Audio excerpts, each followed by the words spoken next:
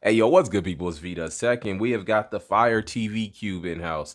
Now, I'm not even going to sit here and pretend like I'm a Fire Stick user. I have not used a Fire Stick since 2020. And I skipped out on the original Fire TV Cube. So this, kind of low-key excited about this because I've been using the NVIDIA Shield since 2017. Now, that is my go-to.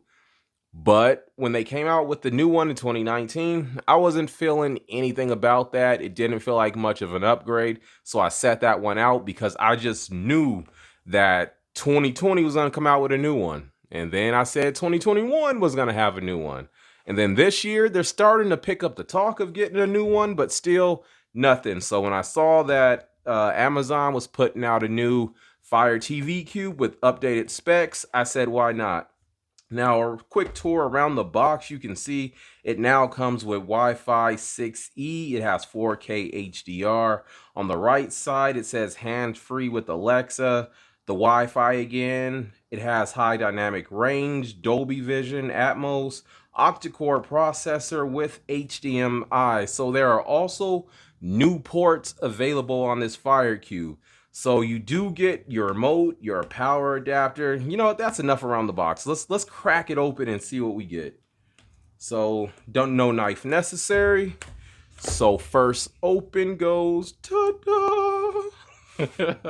So obviously this is the cube. Let's see what accessories we get first.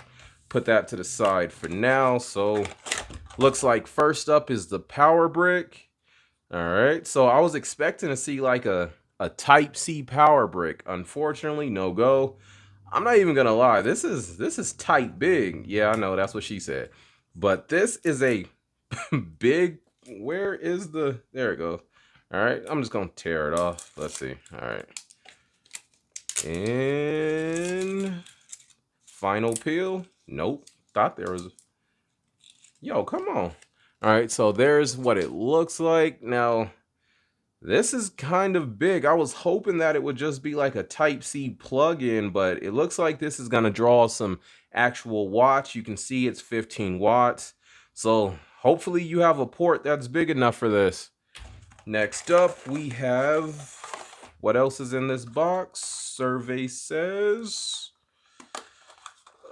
what is in here? For real, yo? An empty box? They really threw an empty box in here. That's what we doing now? A space filler? What? It looks like you get some setup instructions, what everything is. All right, we'll get to that later. They really put an empty box inside of a box. That's what we doing. Okay. And we got the remote here. Now, okay, doesn't feel too bad. This is how it compares to the Google remote. Well, let me take this off. This is just an addition. So this is how it compares to the Google remote side by side. And then we have the NVIDIA Shield remote right here.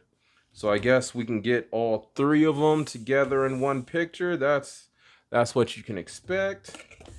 You also do get 2 AAA batteries in the box.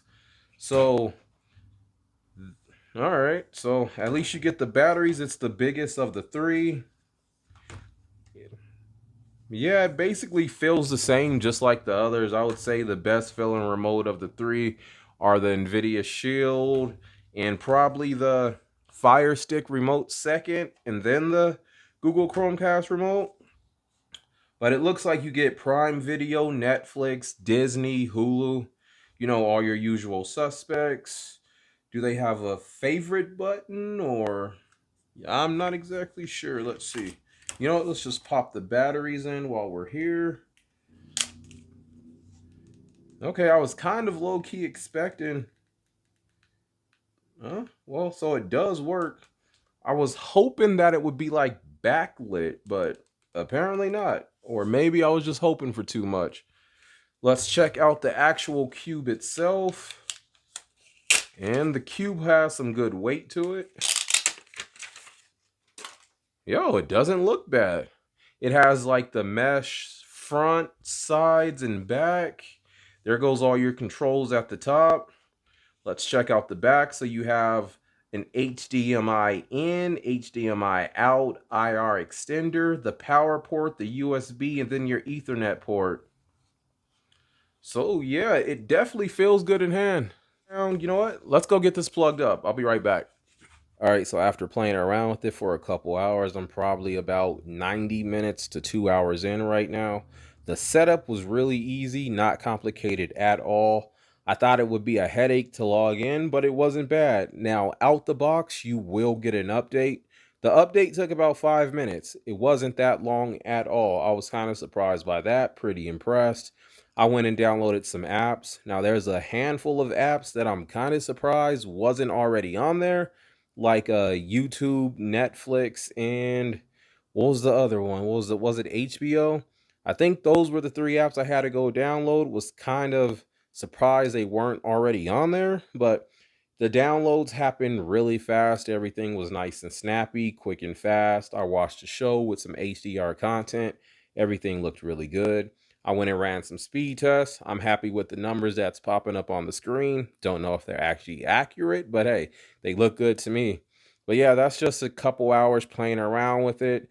Not too bad. I do need to get back and remember like all of my Fire Stick tips and tricks, because like I said, it's been a while. So if there's anything you want me to test out, if there's anything you want me to try, hit me up in the comments. I need to get back into my Fire Stick bag anyways.